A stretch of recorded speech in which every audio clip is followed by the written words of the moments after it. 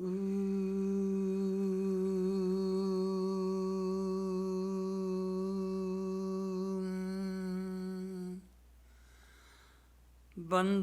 Santa Santana Charuna Dukhaprada Ubhayo Bicha Kuchubarna Bichurito Eko Prana Horilei Milato Eko Daruna Dukhadei. Tulashidasa, medieval mystic. I bow down to both the holy and the unholy. But alas, for me, they are both equally torturers. The wicked begins to torture me as soon as they come in contact with me. And the good, alas, take my life away when they leave me. So I salute both. Om Shantihi, Shantihi, Shantihi. Peace, peace, peace be unto all.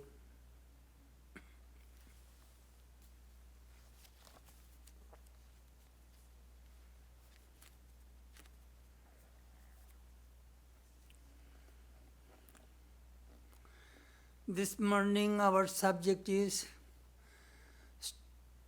Stories of Vedanta Monks, Part 30. As you know, it is a series of lectures based on the Prachin Sadhuder Katha, stories of the Vedanta monks. They are all fascinating stories about the second generation monks of the Ramakrishna order. Before I begin the subject, I must tell you a couple of stories which tells us the influence of Ramakrishna, even the prisoners in the cell behind the bar.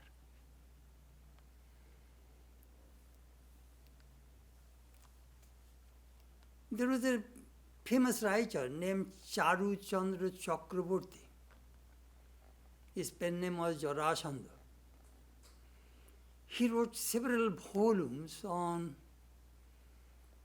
the prisoners in the prison. He was a jailer, jail superintendent. And he started the life stories of these prisoners. And name of that book is Lauho Kapat, Iron Door.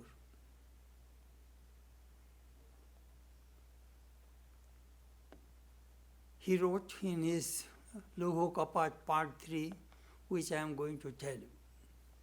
Very fascinating stories. He came in contact with both male and the female prisoners. And he interviewed them and recorded their life stories. The first story, Brahmachari Sadananda was in jail, which was caused from a mistrial. Someone put some wrong accusation against him, and he never defended himself. He used to practice Sri Ramakrishna's teaching, Ramericha. Everything happens in this world by the will of God, by the will of Rama. Perhaps most of you know this parable of Sri Ramakrishna. A holy man was practicing meditation in his shrine, and some robbers robbed and forced this holy man to carry that stolen goods with them. Meanwhile, the police chased the robbers, they ran away, and this holy man was caught and taken to the prison. Next day he was brought to the judge, and the villagers went to the judge and said, he is a really genuine, innocent, holy person. He should not be in jail. Then the judge asked this holy man, tell me the whole story. By the will of Rama, I was meditating. And by the will of Rama, some robbers came and forced me to carry their stolen goods. Then by the will of Rama, the police chased them and they ran away. By the will of Rama, I was caught by the police. Then by the will of Rama, they put me into jail. Now by the will of Rama, I am now in front of you. The judge released this person. He said, now by the will of Rama, I am released. This teaching, this man practiced. And when he was in jail, he used to tell the fascinating stories, the parables of Ramakrishna to the prisoners. He became like a guru. He created a tremendous spiritual atmosphere in the prison. And the jailer and his attendants are very happy because they are not creating any commotion and fight among themselves. As you know, in jail, it is hell. How they fight and quarrel and all those things. So, the jailer one day interviewed a person and asked, I see that you people are now very happy. Well, yes. He told that we are listening about our Pagla Thakur. The jailer was thinking, who is this Pagla Thakur? The another person says, don't you understand? It is Paramahamsa Dev. The prisoner says, we don't know what is Hamsa, Paramahamsa. We know our Pagla Thakur. Our Chetanananda told us the stories of Pagla Thakur. Pagla means mad. Thakur means master. So Sri Ramakrishna got that title in the jail. Funny.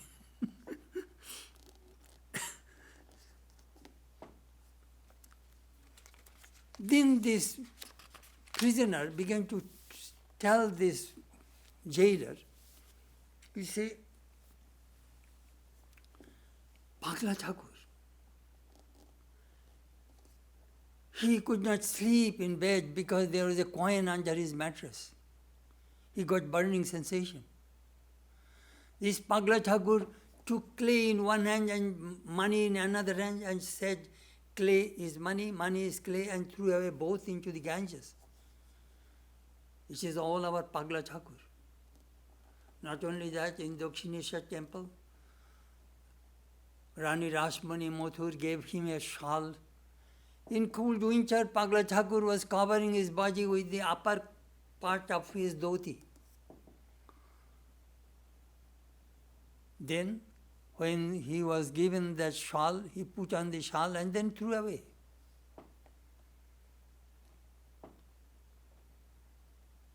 Pagla Thakur was embraced by the Divine Mother. So he did not need that kind of expensive shawl to cover himself. These are the old stories of Pagla Thakur we hear in jail. We love our Pagla Thakur. That is the first story. Second story, the author mentioned about a young woman. Her name was Gyanoda.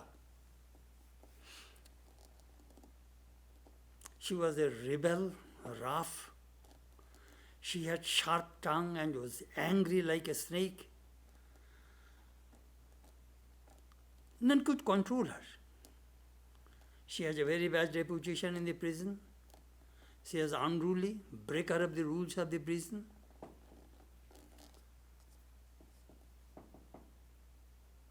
One day the jailer called this girl. Nobody knows what crime she made. I don't know either. So the jailer was telling her, look, Mother, I like to give you a book. Will you read? Who is going to read your books? Your books are full of the advice of morality and ethics and religion. I don't care of all those things.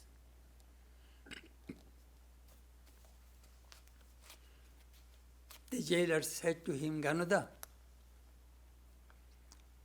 I really want you to give a book. Please read. And if you don't like, return to me. Take that book. All right, when you are insisting again and again, I shall try, bring the book. So the jailer sent Sri Ramakrishna Kathamrita, 1 volume. Gospel of Ramakrishna in Bengali, as you know, are in 5 volumes. So 1 volume the jailer gave to Ganada. Ganada took that book in her cell, read. And Ramakrishna's words created a magic in her mind. As a snake charmer repeats the mantra and the hoof of the snake comes down on the floor, similarly Ramakrishna's teachings worked on Ganada's mind. One day the jailer was seated in his office. Ganada came.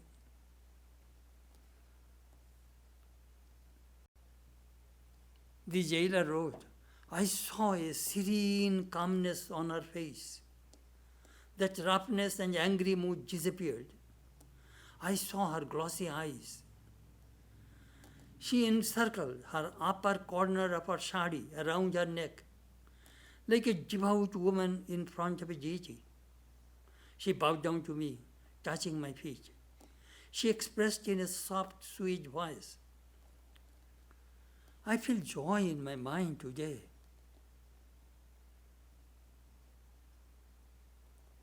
Ganada said to the jailer, setting aside her dry, disabled hair by hand from the forehead, she looked at me with wide eyes and asked, Sir, are these stories of the Master true? Was the Master like self-forgotten, simple, loving, caring, all-auspicious God? And what a wonderful message he left for us. I translated these things from that Bengali book. How Sri Ramakrishna's words played in the mind of this rebel girl.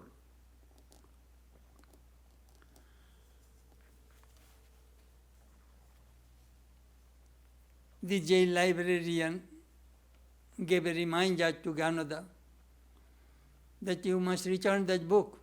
Ganada became furious. Get out from this place. I shall not return that book. I have not yet finished it. That book cannot be ended. I remember once I had an interview with an American girl. She was having her PhD in theology. She read the Gospel of Ramakrishna and told me, Swami, there is only one comment I can make on this book. I told him, what is your comment? This book has an end. That is the defect of this book. That is a beautiful statement. The book has an end. So Ganada told the librarian, no, that book I have not finished it. When they asked the book from her, she became furious. She won't return the book.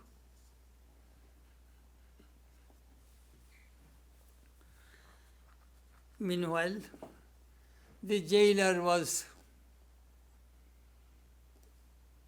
transferred. He called Ganada. Ganada, I am going to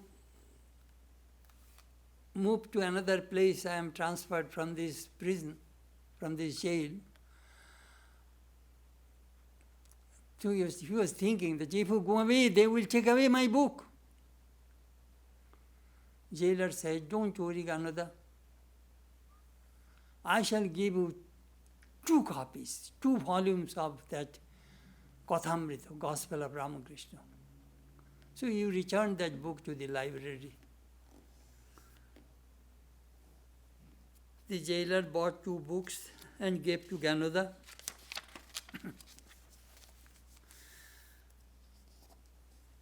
And he told Gangadhara, nobody will ask this book to return.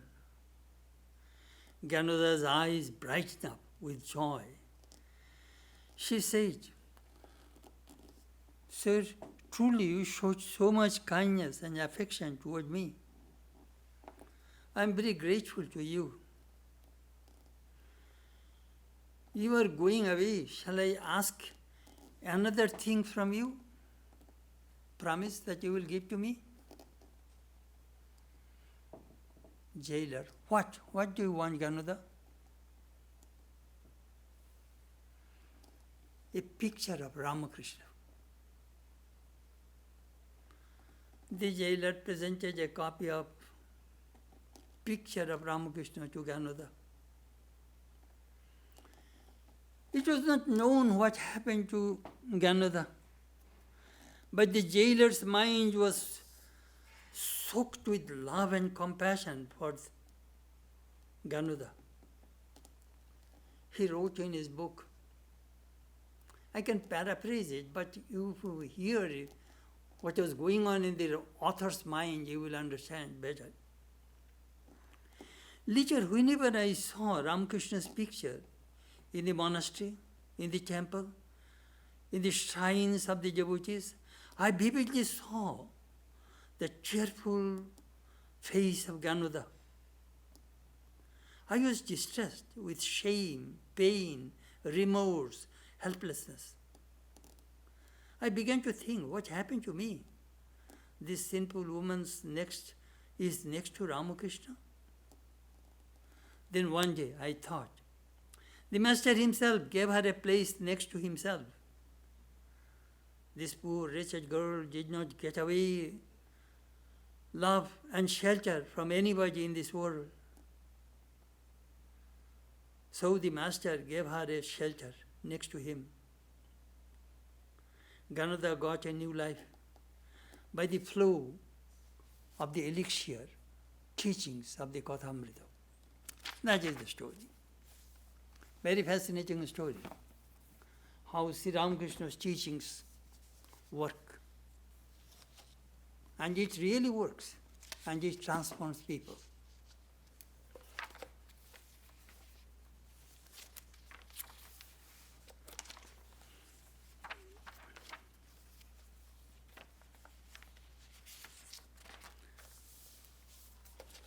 Now I shall start my topic. Prachin Stories of Vedanta Monks, Volume 2, page 207.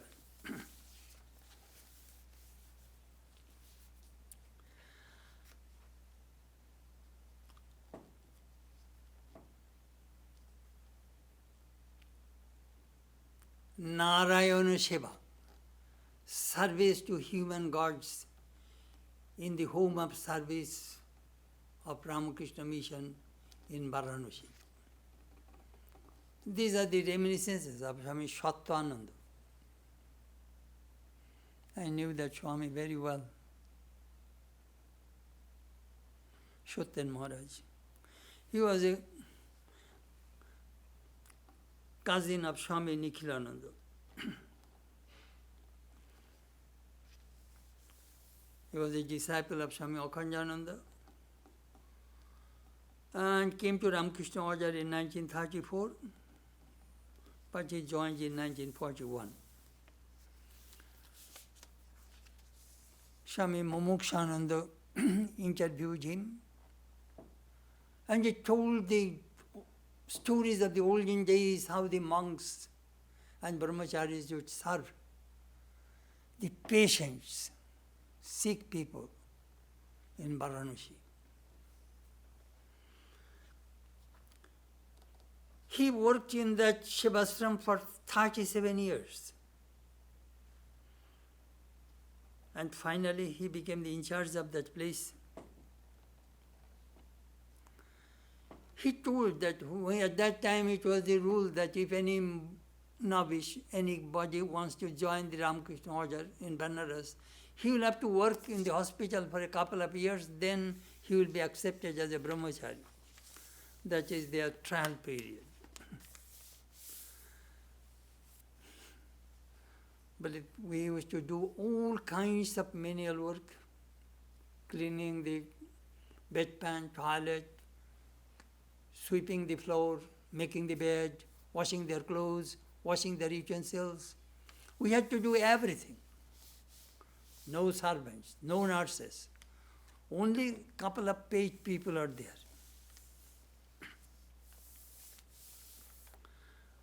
And we had a teamwork. Suppose I am busy with a lot of work, another monk does not have work, he would come and jump and help me. And I also do the same thing. So we had a wonderful atmosphere that because we wholeheartedly believed that we are worshipping the living God. That center, Ramakrishna Mission Home of Service, was started by Swami Shubhananda, Swami Achalananda, Swami Sadashivananda, and Jamini Ranjan Chakraborty. These four friends started to serve poor people. And where is the inspiration? Inspiration was Swami Vivekananda. It so happened, Shubhananda, at that time his name was Charu Chandra Das. He read the poem of Swamiji, Shakharputi, to a friend. That is the autobiography of Swami Vivekananda, that poem. That finally Swamiji says, Bahurupe sammuget shari kotha kujiche ishwar, jibe prem kare jai jan seviche ishwar. Why are you seeking God? Setting aside the living gods in front of you. Those who love and serve God, these human beings, they are actually serving God. That verse transformed, created tremendous inspiration in the mind of this young man. One day he was passing through the street and found an elderly woman was very sick, suffering, I think, had cholera, lying down by the side of the road. He could not bear it. He had no money.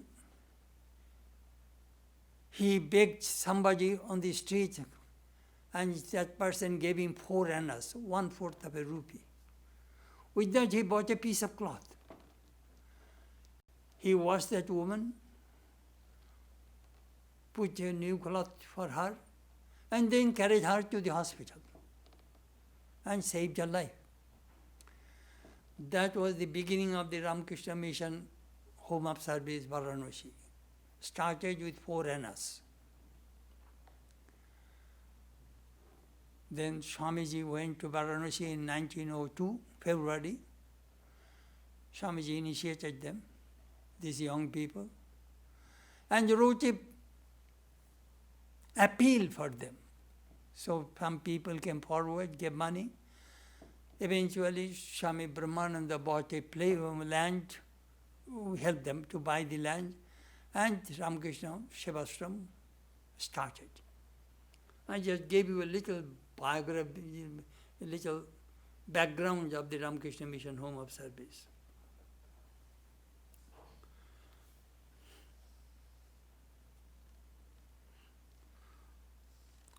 The monks would go to the street and found some sick people lying down on the street sidewalk. They used to pick them up and brought to the hospital and serve them. Sometimes monks from the other orders would come and was amazed at how the monks were working like sweepers. You see, generally the householders serve the monks. Here monks are serving the householders, ordinary people on the street. At that time there is no air conditioner, nothing of the sort.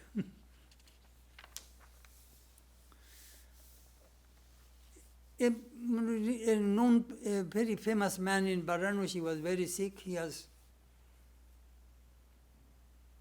hernia. And this hospital, our hospital, did the surgery for him. And in the meantime, the director of the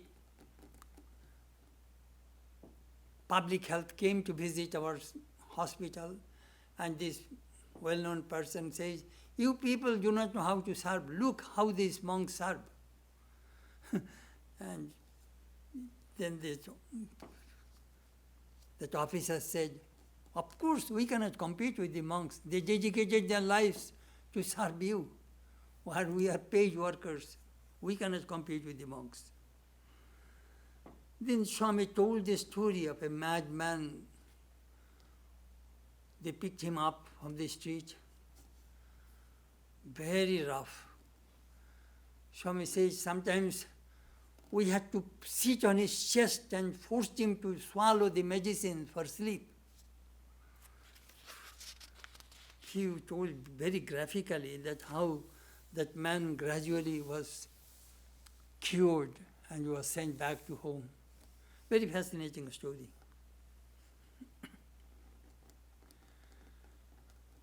Then Mumukshanandaji asked, "Tell us about Banabihari Maharaj, Swami Muktananda,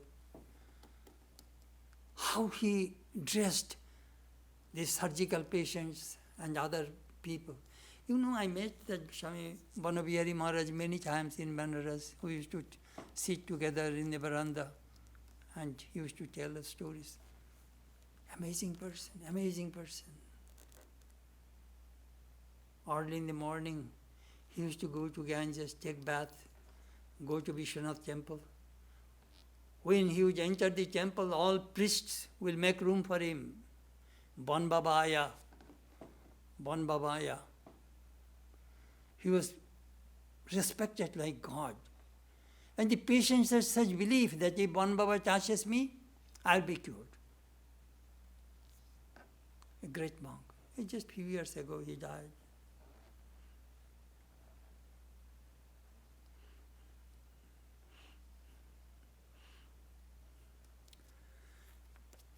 Sometimes Banabihari Maharaj used to tell stories to these young monks to encourage them in the service. Listen to a story about Parvati. Very, very interesting story. One day Shiva told Parvati that, you know, I cannot bear the sufferings of human beings, so I invented a medicine that will cure all kinds of disease. Indian story. Parvati said, "My goodness, without consulting me, you invented that medicine. Who will look after these people? That is my job, to look after my children. You made the medicine, so nobody will die, so I'll have to look after so many people." Then Shiva said, "My dear, don't worry. I kept a loophole in my work." Well, how? Well, I made the medicine, but the doctors, when they will try to prescribe this medicine, they will forget it. Or the doctors will give some wrong medicine. So some people will die, don't worry. All people will not live in this world. Then Parvati said, "Then it is all right." So Banabihari Maharaj used to tell all these funny stories to the young monks.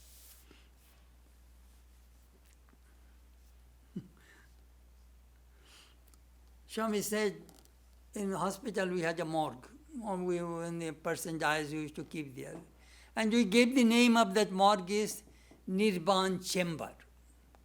As you know, Nirbana means liberation. That is the liberation chamber. I remember when I was in Japan, somebody told me that in Japanese people, they get married in Shinto temple. But they want the memorial service in Buddhist temple, thinking that Buddha will give us Nibbana. So anyhow, the monks gave the name Nirban Chamber. If the Nirvana chamber there is no dead body, if some patients come with very gangrene, bad odor, they used to keep the chamber for some time and then bring them in the main ward. And now they found a person from the street, gangrene, very full of bad odor. And even the servants do not want to give food or medicine to that man. So Banaveri Maharaj told the servants, look, with that man is my father. He came to Benares for pilgrimage, now became very sick. So will you not help my father a little? The servants were very much moved that, one of the monks' father is serving, is sick like this, we must serve. So the servants began to feed that fellow, that sick person, and gave him medicine. So gradually he recuperated. But later on the servants came to know about the truth. They have told Banbihari Maharaj, Maharaj, you have cheated us. He is not your real father. Banbihari Maharaj says, if I would not tell this, you would not serve them. I was thinking why the monks took that, said such thing which is not true. It is in the Mahabharata, Adi Parva and Karna Parva. If you read, there are 5 places one can speak untruth. One place I shall tell you. To save others' life, you can speak lie. You will not incur any sin. Other 4 I shall not tell you.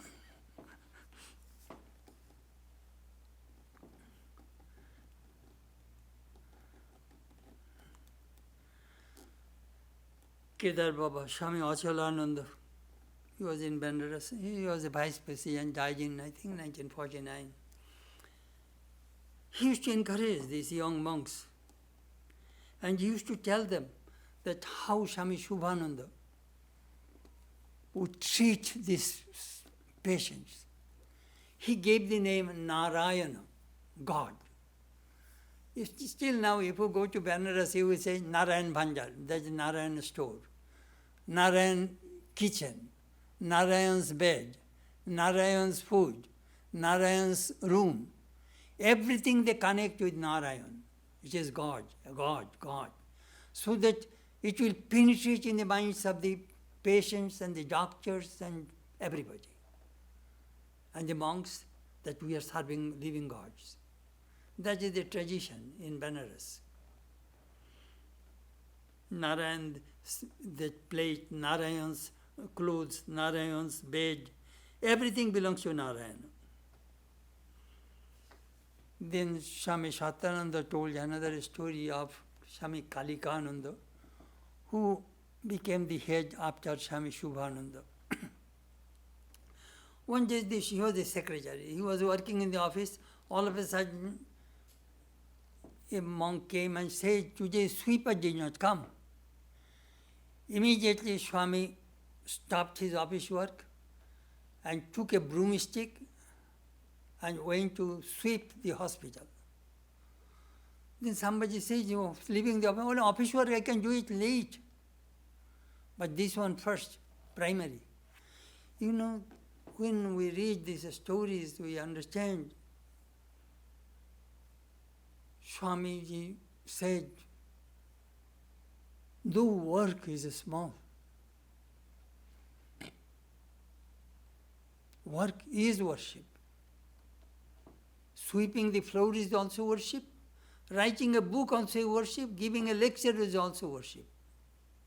Cooking in the kitchen, picking flowers, doing worship in the shrine, all are worship. That is the teaching Swami Vivekananda taught, and that we try to practice.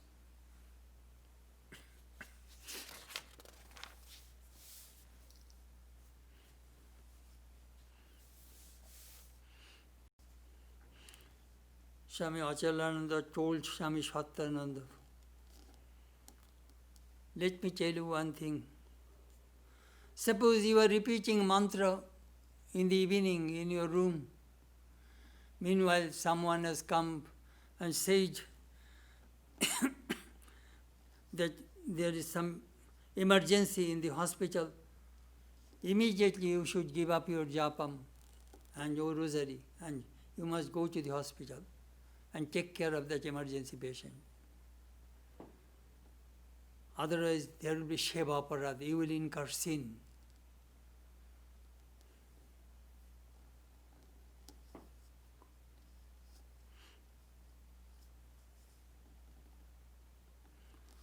The Swami also told, don't think that people give money to you. People give money to Sri Ramakrishna. Whatever donation comes to the hospital, that donation comes for serving this Narayana, gods. They do not give money seeing your face.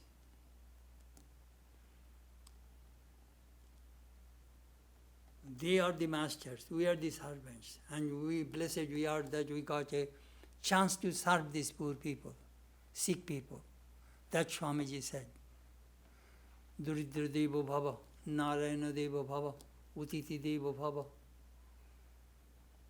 Serve the poor, serve the persecuted, destitutes, serve.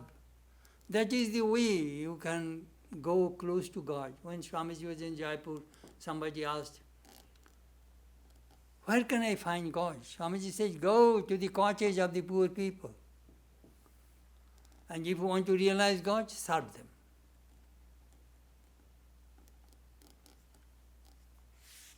That is the section I told you about Swami Chetanananda. I summed up, it is written in more details. Next, reminiscences of Swami Turiyananda, recorded by Gurudas Gupta.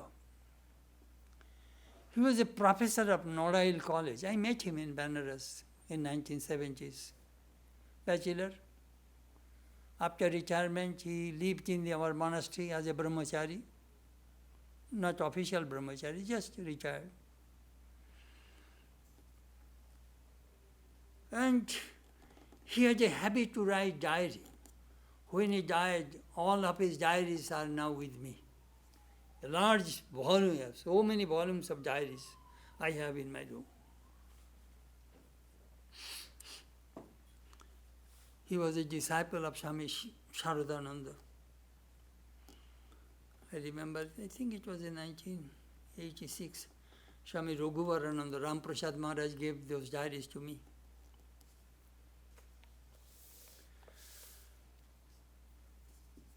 About Swami Turiyananda. Swami Turiyananda used to say,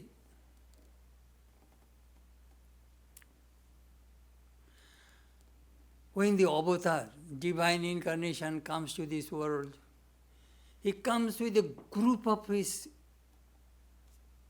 companions so that they can work for him, they can understand him, they can understand his message and carry his message. They are some are Ishwar coaches. And some will recruit new for the next work. Swamiji has a very sweet voice.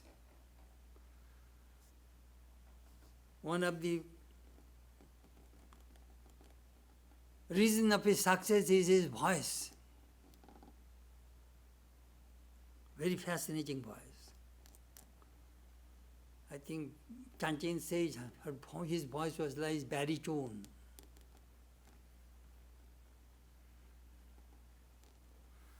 Swamiji wrote a letter. I am body, so I have become a body. But if I say I am Atma, then I shall be Atma. Why should I not be Atma if I say it this way? You know, that is the reason we repeat mantra. Repetition. That is the way we de-hypnotize ourselves. I am Chetanananda, I am Chetanananda, I am Chetanananda. So I am become Chetanananda. If I say I am Atman, I will be Atman. How does it work? Do you know? Suppose a girl is born, parents gave her a name Mary. So, repeating, Mary, Mary become Mary. That body is connected with that name. If the parents would give her name Jenny, she would be Jenny. It is all name or superimposed on this body, and then we become one with that. This name and form are Maya.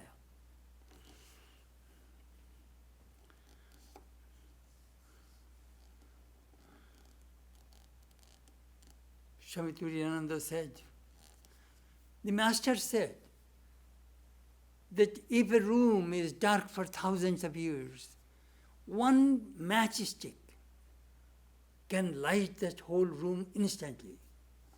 So one drop of grace of God can remove thousands of lives' ignorance forever.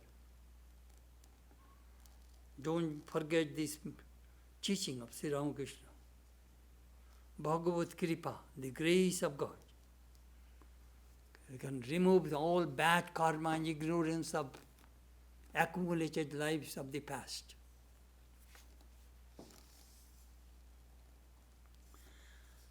Don't worry, continue as you are going in doing this in this life. Past, present, future, everything offered to Sri Ramakrishna. Do not try to imagine too much. Worries, anxieties, give up. You will see the Master will arrange everything for you. Learn how to surrender.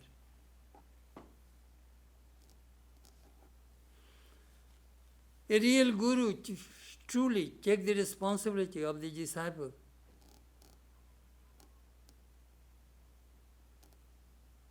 God gives that power. When I was initiated by Swami Sharadananda, Swami Gurudas Babu writes, he told me,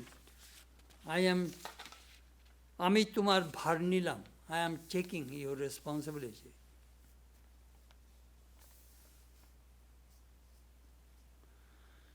Swami Chetanananda says, God only exists, none else. Have this conviction in your mind.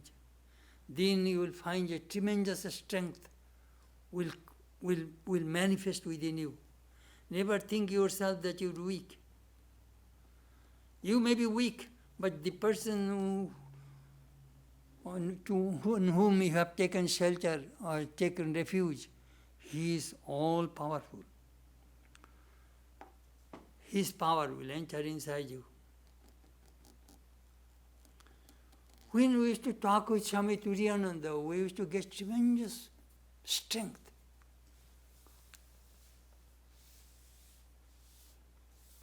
Maharaj, we find so much power in your words. Could you tell us your secret? Do you want to know my secret? From my childhood,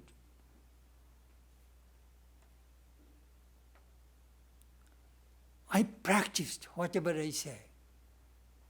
And I experienced it. And from my experience, that power comes. I sometimes see that Swamiji's words are very powerful. Why? Because তার কথার পিছনে ব্যথা।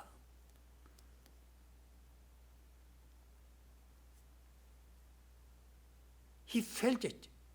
He experienced those words which he is talking about. ব্যথার পিছনে তার অভিজ্ঞতা, his experience. And অভিজ্ঞতার পিছনে, behind his experience is Sri Ramakrishna's grace. Swamiji's words are very, very powerful. Because those words come from his own experience. Very powerful. Swami, when you give answer, when we ask question, you answer, we found your answers are very effective and very practical. Swami Chetanananda replied, one can answer in two ways. One is intellectually, I can answer your questions. Another, from my heart, from my feelings. So one can answer in both ways. The answer which comes from the heart are very convincing.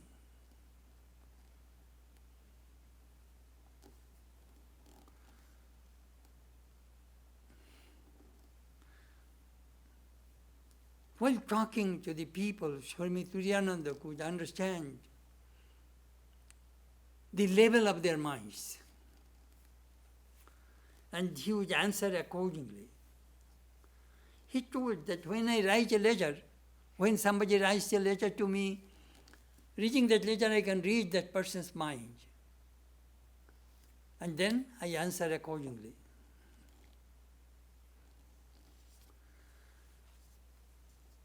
Somebody asked, why do you have so much restlessness of the mind? But it is you who is allowing to bring restlessness within you. Why don't you put a sign when you sit for meditation? No admission. Trespassers will be prosecuted. But a day will come, you will find, come one and all, no discrimination. Good, bad will not affect you. I love those words of Chandogopusha. Na priya priya sprishataha.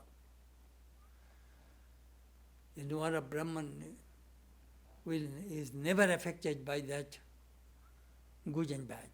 Good and evil cannot touch his heart.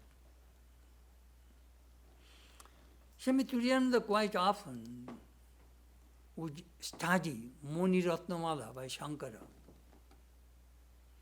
I think I gave a series of talk on that, a garland of questions and answers, some years ago, which is a beautiful treatise on Vedanta by Shankara. He is quoting, Jivan Mrita Kastu Niruddhomoja. Jivan Mrita, who is living dead? Answer, the person who has no enthusiasm is dead.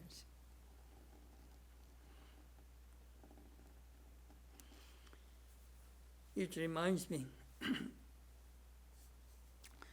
a story of Ramayana, in Valmiki Ramayana, where Lakshmana told Rama, Utsahi balavan arjya nasti utshat param balam.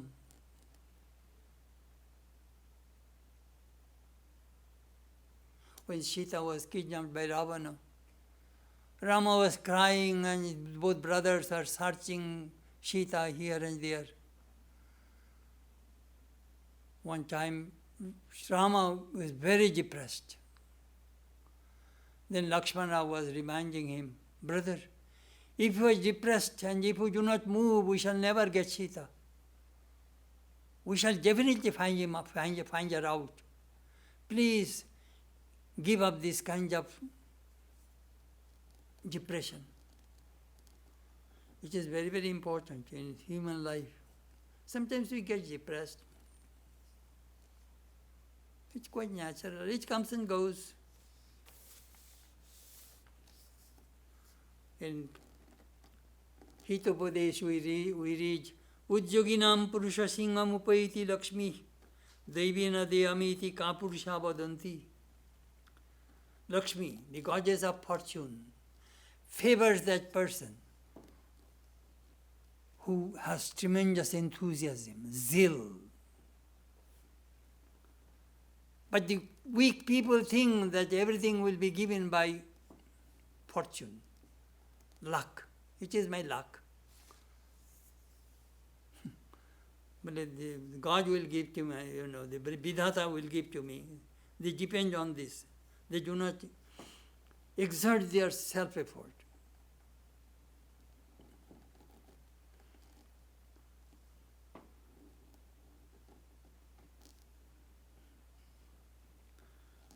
Jatne kriti yadina siddhati tatra kuvatra dosha.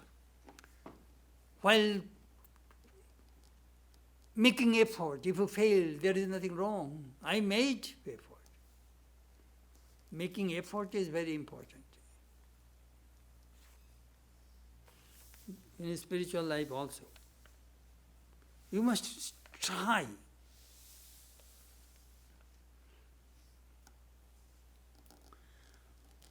Hari Maharaj told the monks, look, we learned from Swamiji that one should not read others' letters. One day Swamiji asked me, Hari Bhai, could you drop this letter to the mailbox? I took this letter and read the address. Immediately Swamiji scolded me. Hari Bhai, I did not ask you to read the address. It is very wrong to read others' letters.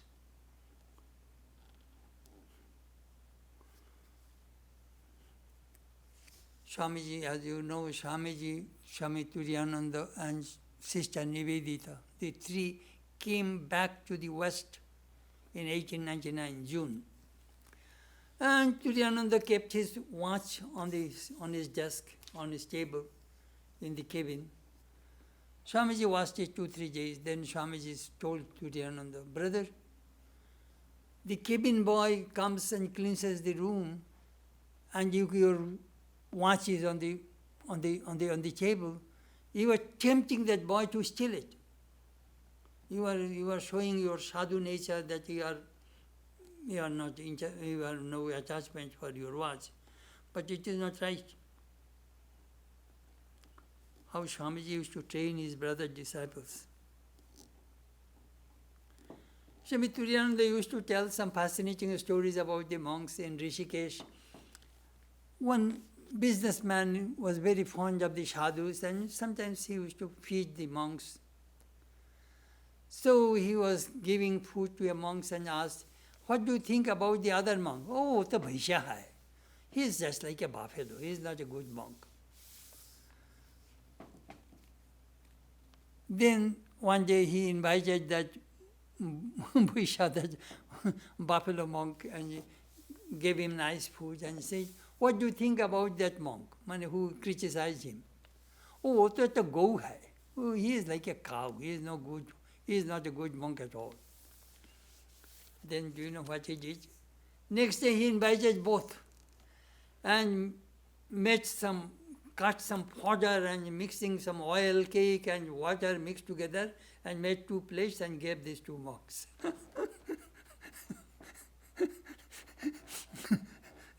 Then the 2 monks became very angry. What is the matter? Why give you these things to us? But hey Mahatma, you said that monk is just like a buffalo, and you said this monk is just like a cow, so I gave the cow and buffalo food to you. These are all fascinating stories among the monks.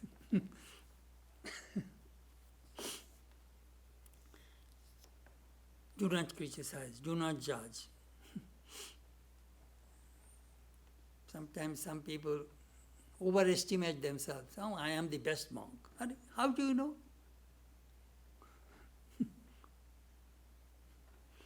Ego. Then Swami Turiyananda told adjustment. The person who can adjust with many people, he has tremendous strength. He gave the illustration. Here is a cast iron rod, and here is the steel rod. Cast iron rod, if you try to bend, it will break. It will not bend. And the steel rod, if you want to bend, it will bend. It will not break. So the steel rod is strong. It is stronger than the iron rod. So this person who is very flexible, can adjust with all kinds of people, that person should be a leader, who can get along with many people. As you remember that beautiful story of Holy Mother, Sri Ramakrishna told to Holy Mother, যখন যেমন তখন তেমন, যেখানে যেমন সেখানে তেমন, যাকে যেমন তাকে তেমন. Adjust according to person, adjust according to place, and adjust according to people. That's all. We'll have to adjust.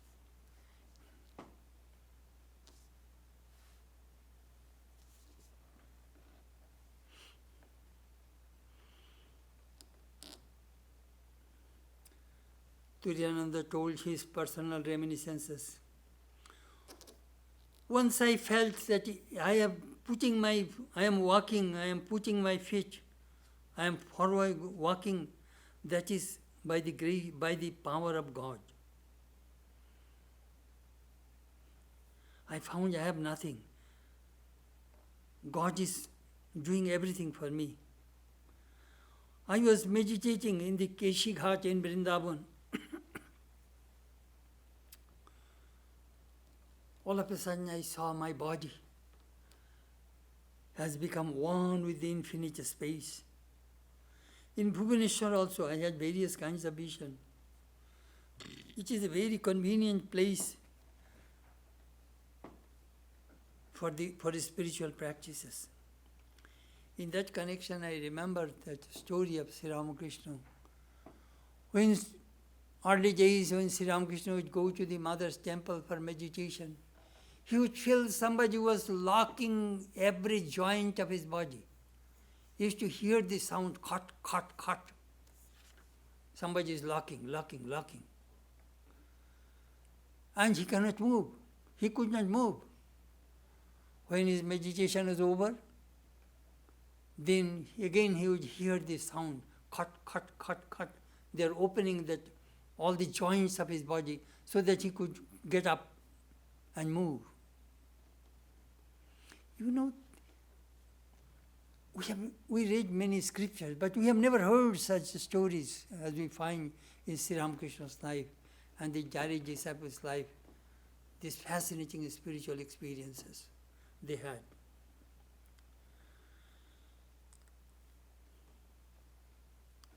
How to get along with people. As previously I was telling you, you see Patanjali mentioned in the Yoga Sutra, Maitri, Karuna, Mudita, Upekshanam, Punya, Punya, Sukho, Dukho, Punya, Punyanam,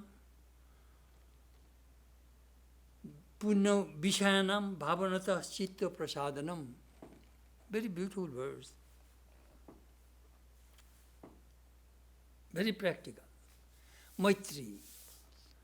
You must try to be friendly with everybody in this world. Friendship. What does it do? It removes jealousy from the mind. Second, karuna, compassion. Be compassionate to the people. What does it do? It removes malice from the mind. Mudita, joyfulness. That I see that you are very rich, I am poor, but I am very happy that my friend is rich and very happy. This joyfulness removes hatred from the mind. And upeksha, indifference, that removes anger from the mind. These are the four pollutions of the mind: jealousy, malice, hatred, and anger.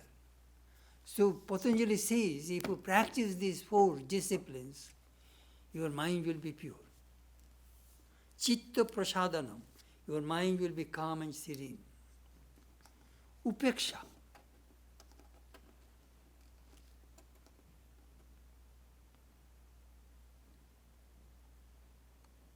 upeksha is very, very important. Sometimes we become indifferent. I told something to a person, I see that person is not working, does not want to obey. I remind that person few times, if he does not obey, then I withdraw myself. And I said, Master, I cannot change that person, you change. I simply withdraw myself, because that will disturb my mind. It may bring anger in my mind. He doesn't obey me. No friction, just withdraw yourself. That is the way Patanjali says. Bhavanato chitta prasadanam. Anyhow, I just stop now.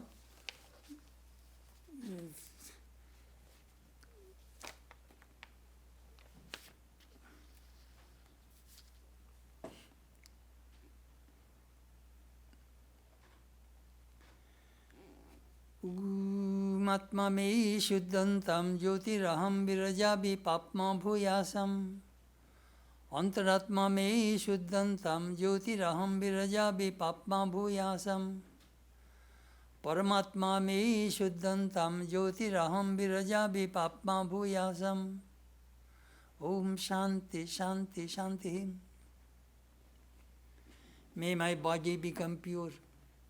May I be free from impurities and ignorance. May I realize myself as the light divine. May my mind become pure. May I be free from impurities and ignorance.